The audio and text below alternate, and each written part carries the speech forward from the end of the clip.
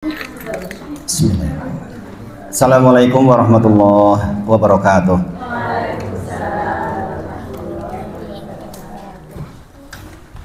Alhamdulillahirabbil alamin. Asyhadu alla ilaha illallah wa asyhadu anna Muhammadan abduhu wa rasuluh. Allahumma sholli ala Muhammad wa ala ali Muhammad.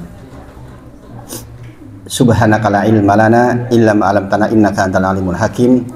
Rabbi shrah li sadri wa yassir li amri wahlul 'uqdatam min lisani yafqahu qawli, amma ba'd. Bapak Ibu sedaya sami sedaya insyaallah. Ini hampir pergantian musim. Saya kayaknya kena debu ini langsung alergi. Saya nggak kuat dengan debu memang. Jadi kalau kena debu itu langsung kayak flu mendadak itulah. Mugi-mugi panjenengan sedaya sami sehat sedaya dan mudah-mudahan sehatnya kita bisa mengantarkan kita semakin bertakwa kepada Allah Subhanahu wa taala insyaallah nggih. Kemudian sholawat dan salam kita sampaikan kepada junjungan kita Nabi Muhammad sallallahu alaihi wasallam. Mugi-mugi kita termasuk yang dipilih oleh Allah, dimudahkan untuk belajar risalah-risalahnya, kemudian dimudahkan untuk mengamalkan seluruh ilmu ingkang sudah kita pelajari bersama insyaallah. Dan mudah-mudahan dengan itu kita termasuk menjadi orang-orang yang bertakwa. Saya mengingatkan dulu sebelum kita mulai untuk meningkatkan ketakwaan kita. Ya ayyuhalladzina amanu taqullaha haqqa tuqatih wa la tamutunna illa wa antum muslimun. Wahai orang-orang yang beriman, bertakwalah kepada Allah dengan sebenar-benarnya takwa, wa la tamutunna illa wa antum muslimun. Jangan sekali-kali kita meninggal kecuali kita sebagai seorang muslim, mempunyai la ilaha illallah yang baik. Kemudian saya juga mengingatkan Quran surah Al-Anfal ayat ke-29. Nanti jangan di rumah dibuka. Ya ayyuhalladzina amanu in tattaqullaha yaj'alakum furqana.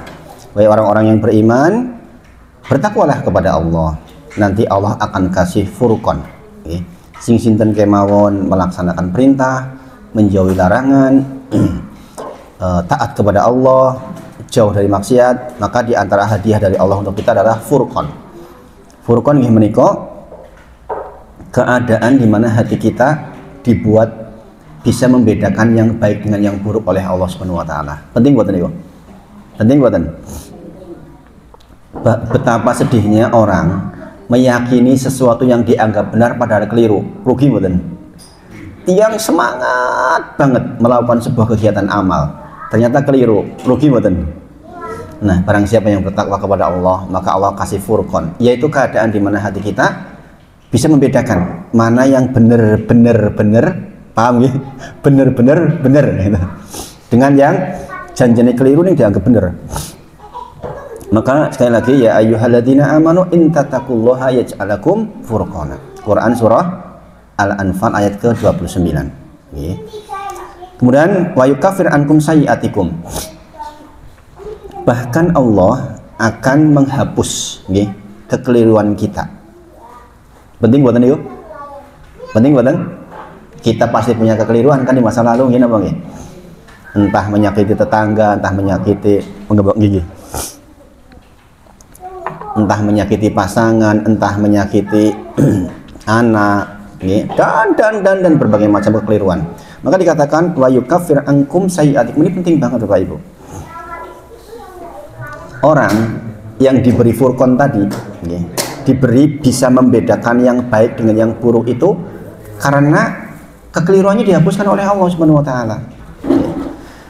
Orang kalau berkubang dengan kemaksiatan Bapak Ibu, nanti makin jauh. Buat orang yang normal yang dapat furqan melihat kok aneh yo, kok iso kaya ngono yo. Tapi buat dia rasanya bener. Repot enggak? Repot mboten? Ya. Mohon maaf misalnya ini bapak-bapak yang masih ngerokok nih misalnya. Ini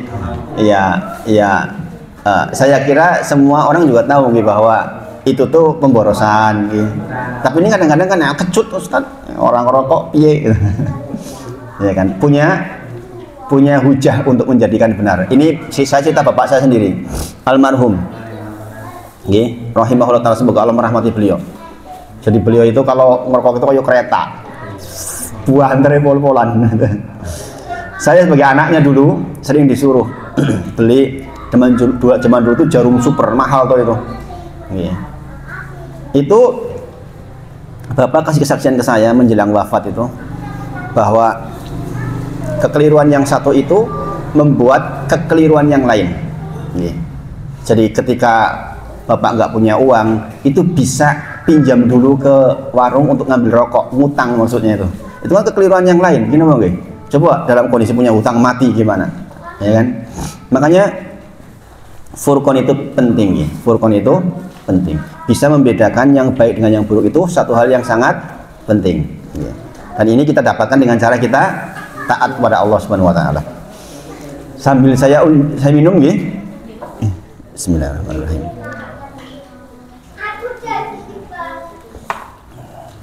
Kemudian masih di ayat yang sama Bapak Ibu, wa yaghfir lakum, panjenengan akan diampuni dosa-dosanya. Penting buatan? Penting. Kita sudah sama-sama belajar nih, manfaat diampuni dosa itu besar sekali. Bahkan dikatakan semua persoalan hidup kita karena dosa-dosa kita. Maka kalau dosa kita diampuni, insya Allah persoalan akan diangkat.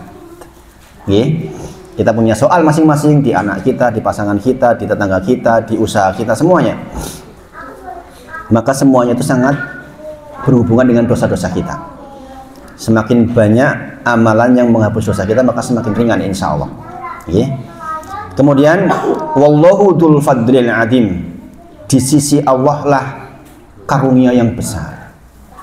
Jadi jangan pernah bersandar kepada selain Allah, bersandar hanya kepada Allah saja. Sebesar apapun persoalan kita, maka kita bersandarnya hanya kepada Allah saja. Karena Allah dikatakan wallahu, sesungguhnya Allah itu dzul fadlil adzim, yang mempunyai karunia yang sangat besar. Sedangkan manusia, bos kita, pekerjaan kita tuh karunianya sedikit Bapak Ibu. Kalau kita berharap sama bos kita bisa kecewa. Kita berharap sama pasangan kita bisa kecewa. Tapi kalau berharap sama Allah, wallahu dzul fadlil adzim. Quran surah Al-Anfal ayat ke-29. Tadabbur Quran menjadi penting Bapak Ibu. Sehingga jenengan nggak akan sibuk dengan cerita yang lain, tapi sibuk dengan tadabbur Quran. Sehari-hari saya selalu membaca seperti ini dan sering menangis. Walaupun sudah berulang-ulang mau Quran, tapi sering kali tiba-tiba nangis, ya Allah. Kalau lagi membaca ayat terkait dengan orang tua, kelingan wong tua, nangis, ya Allah. Gitu. Kalau pas lagi hisab tentang anak, ya Allah, anak dan istri itu ujian. Inna awladakum wa azwajikum fitnah. Sesungguhnya pasangan kita, anak kita bisa jadi ujian buat kita. Fahdaruhum, maka waspadalah, gitu. Jadi setiap ayat kita pelajari itu masya Allah, banyak sekali yang kita peroleh.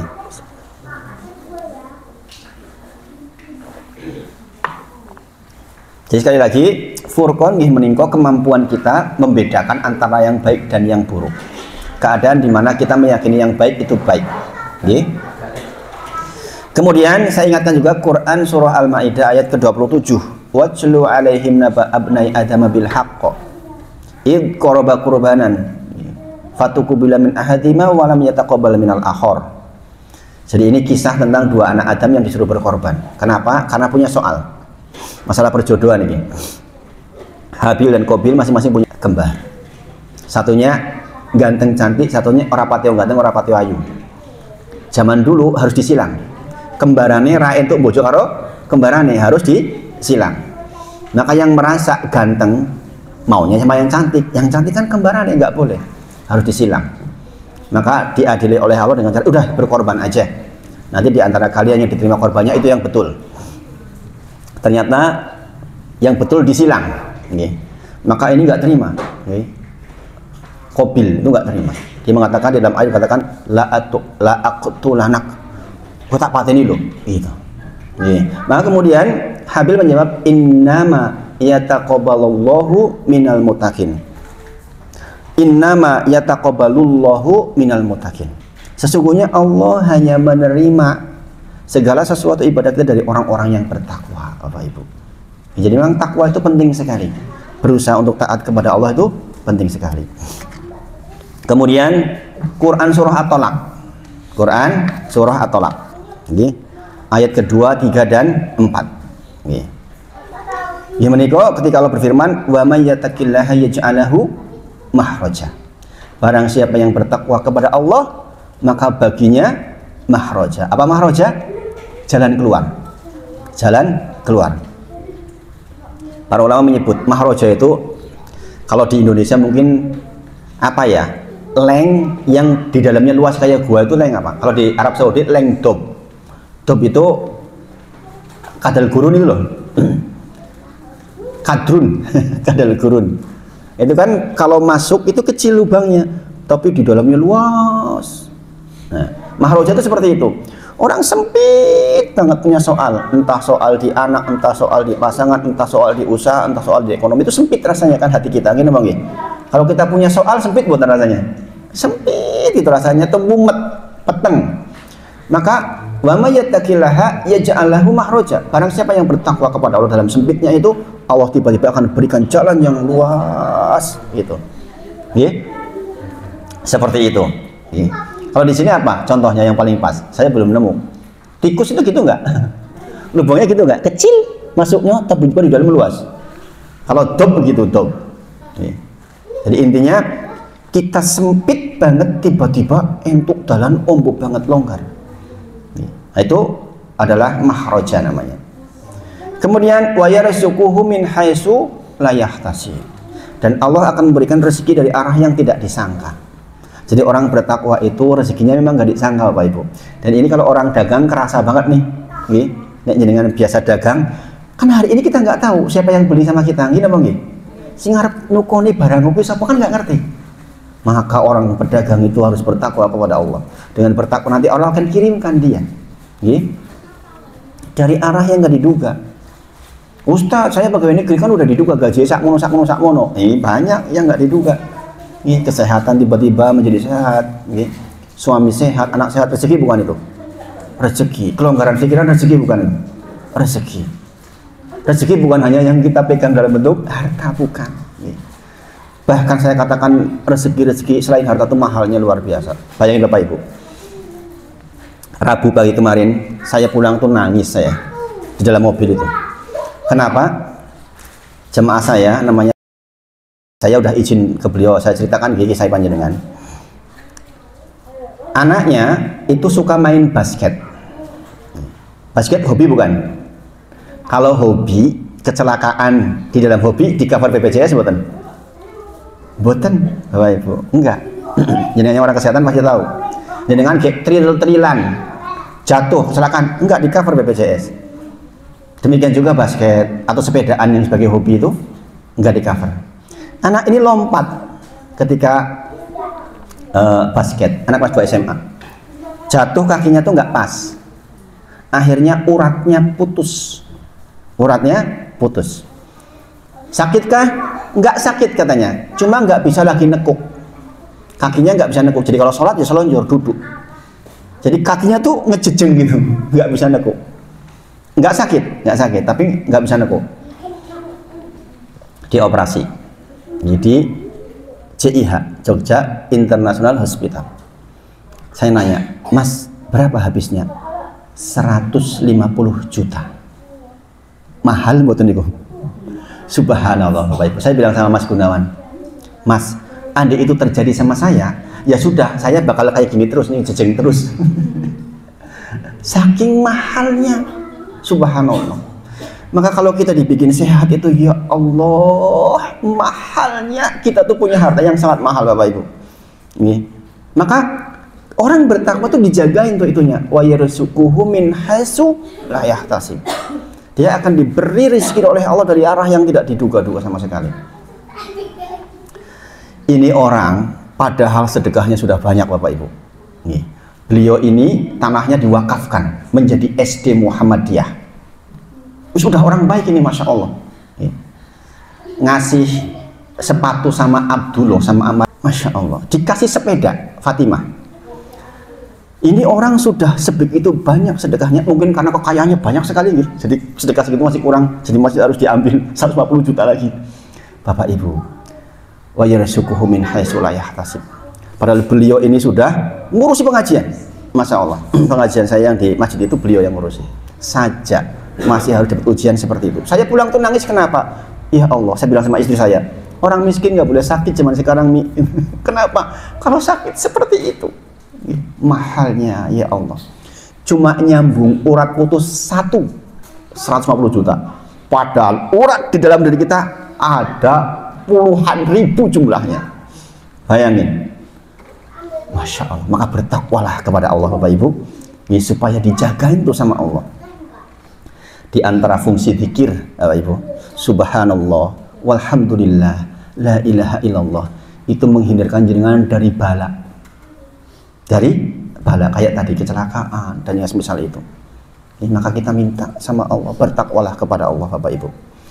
Kemudian wa may yatawakkal 'ala Allah fahuwa hasbuh, masih di ayat yang sama, ayat ketiga. Barang siapa yang bertakwa kepada Allah, tawakalnya kepada Allah, maka dia akan dicukupi kebutuhannya. Ini penting ya. Cukup itu kan penting. Gimana Bang? Kayak butuh ono. Penting badan. Kita mungkin nggak pegang uang banyak, nih pas butuh ya ono. Butuh sehat, entuk sehat. Butuh ngaji duduk seperti inilah ya sehat. Kan rezeki Bapak Ibu. Gini Bang. Saya bikin video potongan kecil tentang mungkin banyak teman kita yang pengen ngaji, tapi karena nggak sehat, nggak kuat duduk, akhirnya nggak bisa ngaji. Bersyukur bisa ngaji. Cuma segitu dok potongan. Itu yang nonton ratusan ribu, Masya Allah. Betapa sebenarnya banyak Bapak Ibu orang-orang di luar yang pengen ngaji, tapi karena satu hal mungkin nggak sehat dan sebagainya, akhirnya nggak bisa ngaji.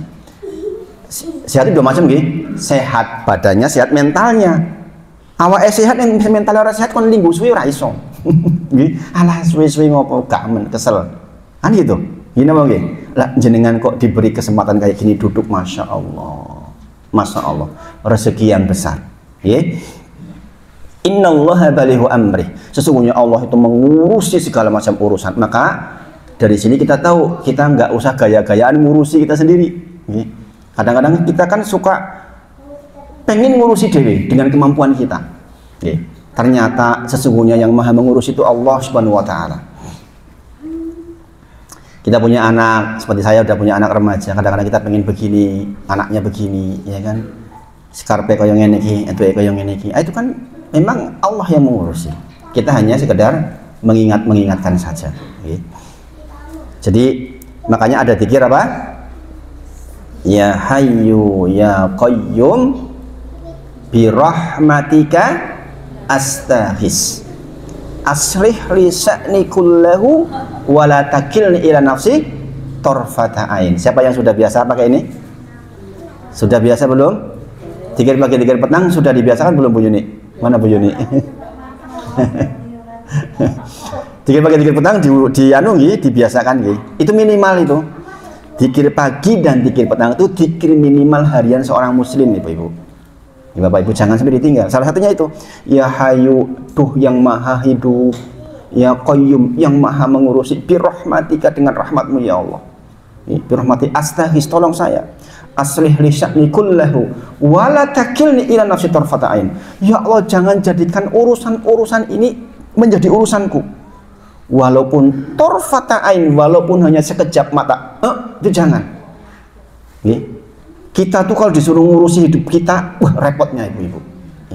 Makanya minta kepada Allah, ya Allah urusi ya Allah. Jangan saya dibuat sibuk dengan urusan-urusan dunia. Penting itu, zikir itu tuh. Saya kadang-kadang lagi merasa sibuk, banyak urusan gitu. Ya Hayyu ya Qayyum bi rahmatika astaghis aslih li sya'ni kullahu wa la takilni ila nafsi tarfatain. Sudah sami hafal dereng? Dereng, dibaca bareng-bareng. Ya Hayyu ya Qayyum bi rahmatika astaghis aslih li sya'ni kullahu wa la takilni ila nafsi tarfata ain. Tuh, tarfata ain artinya sekejap mata. Gitu aja jangan kita dibuat sibuk. Innallaha balighu amri qad ja'alallahu likulli syai'in qadar. Sesungguhnya segala sesuatu di dunia ini sudah ditetapkan masing-masing. Makanya kita jangan pusing karena sudah ada ketetapan dari Allah Subhanahu wa taala. Dan setiap orang akan dimudahkan untuk menapaki jalan takdirnya. Ini penting Bapak Ibu. Sekali lagi saya ulang. Setiap orang, kata Rasulullah, akan dimudahkan menapaki jalan takdirnya. Allah sudah tahu belum kita bakal di neraka atau di surga? Sudah tahu belum? Allah sudah tahu belum? Wahid di neraka atau di surga sudah tahu belum? Sudah tahu. Sudah tahu. Ketetapan atas panjenengan di surga atau di neraka itu sudah ditulis 50.000 tahun sebelum cipta langit dan bumi di Lauhul Mahfuz. Wahid, surga ini, itu sudah tahu. Kita tahu nggak? Enggak tahu, kita nggak tahu. Maka sahabat bertanya kepada Nabi Muhammad SAW, ya Rasulullah, nek wis cetho awe dhewe neraka ala surga wis cetho, iki dadak salah gawe amal saleh iki opo? Sahabat bertanya kepada Rasulullah, ya Rasulullah, kalau sudah jelas neraka dan surga, kita tuh beramal soleh untuk apa? Maka Rasulullah jawab apa? Jawabannya adalah setiap kita akan dimudahkan menapaki takdirnya itu. Nek takdirnya surga, ini jenengan dilalai yo digampangke sing apik-apik, paham nggih? Makanya kita beramal soleh. Nek gampang sholat, gampang sedekah, gampang ngapian, itu berarti jurusannya surga ini. Karena memang ketetapan dia di surga pun ketok janjane. Nek dilalai kok sing dikarepke maksiat wae. Itu jurusan ke sana ini. Karena setiap orang akan dimudahkan dengan takdirnya itu. Karena kita sama-sama nggak tahu, maka kita berusaha baik. Ini fungsinya amal soleh Bapak Ibu. Maka kita memproduksi amal soleh sebanyak-banyaknya. Qad ja'alallahu likulli syai'in qadar, kata Allah. Kemudian wa may yattaqillaha yaj'al lahu min amrihi yusra. Ayat keempatnya, barang siapa yang bertakwa kepada Allah, maka urusannya akan dibuat mudah oleh Allah Subhanahu wa taala. Saya merasakan betul Bapak Ibu, ketika saya hijrah, mungkin betul secara finansial, secara keuangan jauh dibandingkan dulu. Sekarang subhanallah Bapak Ibu, duit 1.000, alhamdulillah. Rasane ki oke. Masya Allah, beneran Bapak Ibu, saya cerita ini beneran. Jadi jangan pikir saya punya uang banyak. Kita tuh kadang-kadang dalam satu hari ngepegang uang itu sering Bapak Ibu, sering.